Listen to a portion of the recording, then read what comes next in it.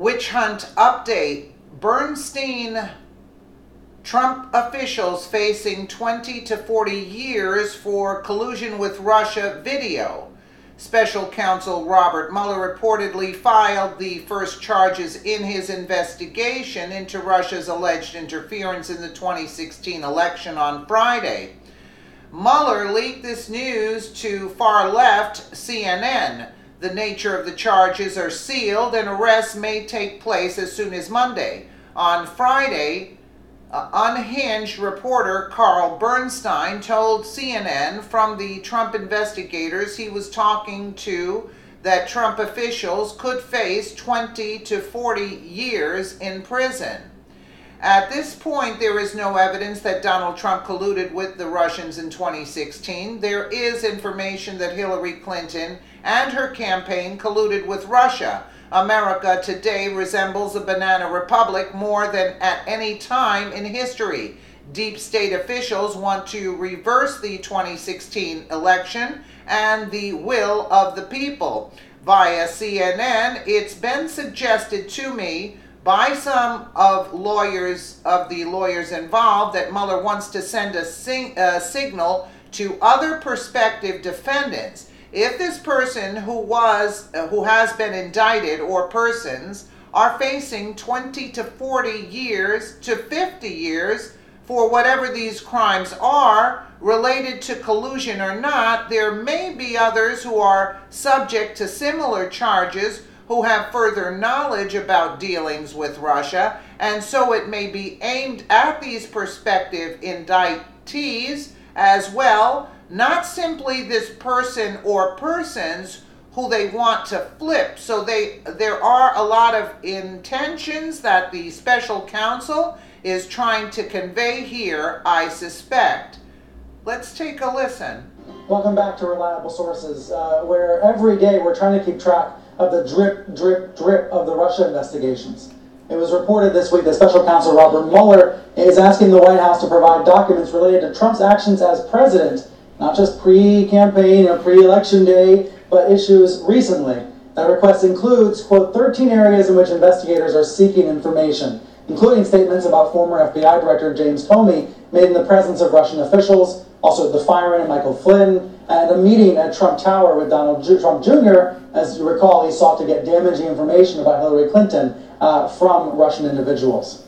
There's a lot to talk about here, a lot to unpack, including stories about Paul Manafort this week as well. So let's bring in Carl Bernstein. Carl's always the person I want to hear from. We're talking about these investigations. Of course, one half of the famed Woodward and Bernstein duo, now a CNN political analyst. Carl, let's get right to what this week's stories mean. What do all of these various threads add up to in your mind? Two things. First, that Robert Mueller, the special counsel, is looking at the conduct of President Donald Trump, members of his family, especially Jared Kushner, also his closest campaign aides, in terms of their dealings with Russia, ethno-Russians, during the campaign and before, and in business. But there's a much larger context that now informs the whole investigation, and that is the conclusion of the American intelligence community under Donald Trump, not under Obama, that now is certain that the Russians were very, very effective in undermining the campaign of Hillary Clinton, in specifically helping Donald Trump. And we keep hearing the word collusion, which is not a legal term. What Mueller is focused on is something quite different than a simple idea of collusion.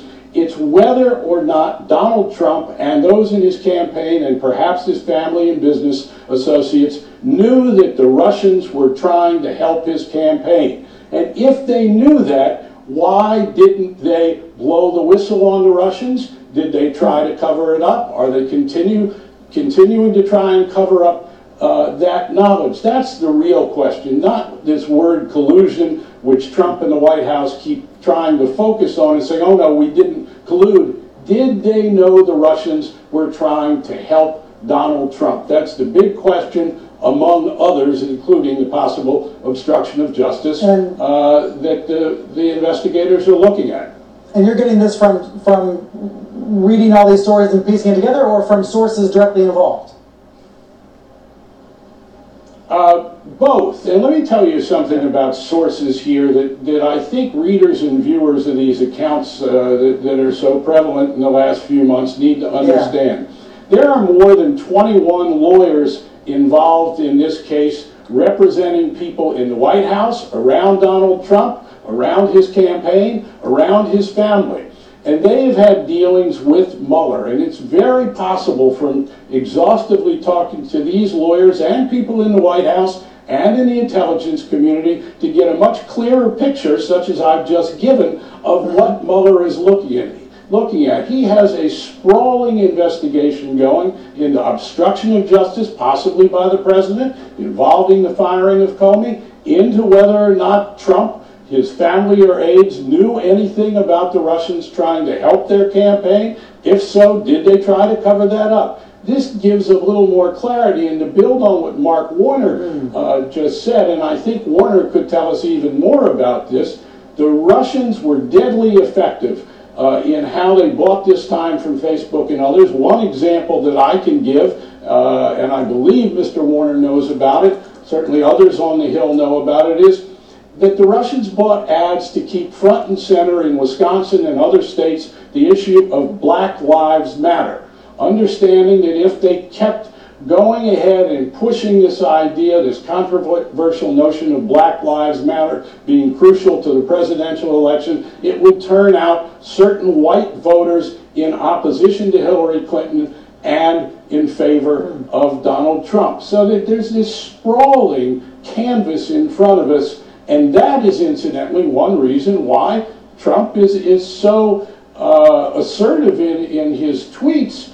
Calling it a hoax, you mean? Calling it a hoax? That the Russians calling the investigation I think he's inoculating his fans against all the stories that you and others are reporting. He's telling his fans, don't believe a word of it.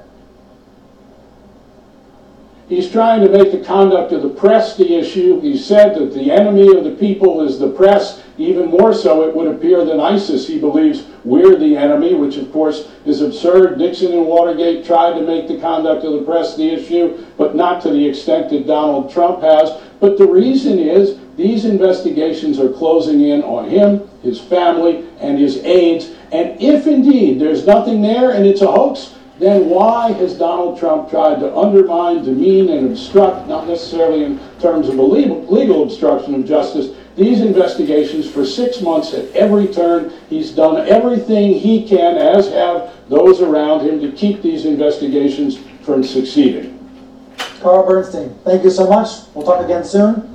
Before we go to break here, one note about attacks against press freedom, much more severe than the United States. This is in Turkey, an ongoing assault against journalists there. You really have to hear this from the Turkish president. He recently tried to convince the audience at the Bloomberg Global Business Forum that many of the estimated 150 journalists jailed in his country are actually terrorists.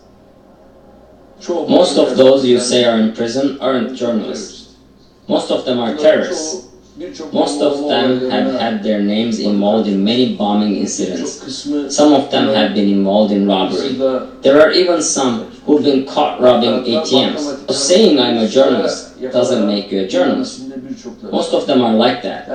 But unfortunately, when they say I'm a journalist, those on the outside count them as journalists. Sickening words from Erdogan.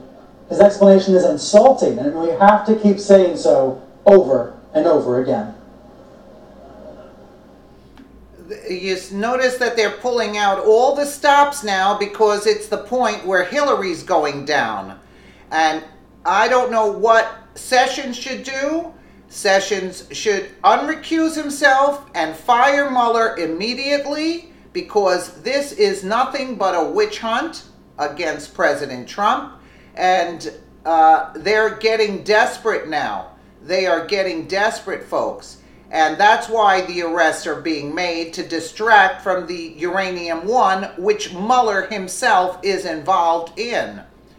Let me know what you guys think in the comments below. And again, thank you so much for watching.